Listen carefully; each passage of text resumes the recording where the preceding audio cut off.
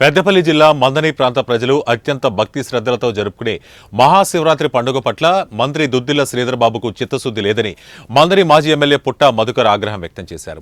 మహాశివరాత్రి పండుగను పురస్కరించుకుని మందనిలో నీళ్లు లేని గోదావరి నదీ తీరాన్ని ఆయన పరిశీలించారు. మహాశివరాత్రి పండుగ రోజున ప్రతి ఒక్కరూ గోదావరి నదిలో పుణ్యస్నానాలు ఆచరించి శైవక్షేత్రాలను దర్శించుకోవడం సాంప్రదాయంగా వస్తుందన్నారు. అయితే కాంగ్రెస్ పార్టీ ప్రభుత్వంలో ఈనాడు మందని గోదావరి నదిలో చుక్క నీళ్లు కూడా లేకుండా చేశారన్నారు.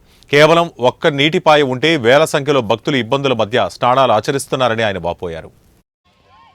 దాని మీద ఏదో ఒక లబ్ధి పొందాలని దుష్ప్రచారంతో 14 నెలలుగా ఇవాల్టి వరకు కూడా మేడిగడ్డ బ్యారేజ్లో నీళ్ళు ఆపకపోవడం వలన మేడిగడ్డ బ్యారేజ్ ఒక పిల్లర్ కుంగిపోతే కుంగిపోవచ్చు కాక పైన ఉన్నటువంటి అన్నారంకి ఏమి ఇబ్బంది లేదు, ఆ పైన ఉన్నటువంటి సుందిళ్ళకి ఎలాంటి ఇబ్బంది లేదు.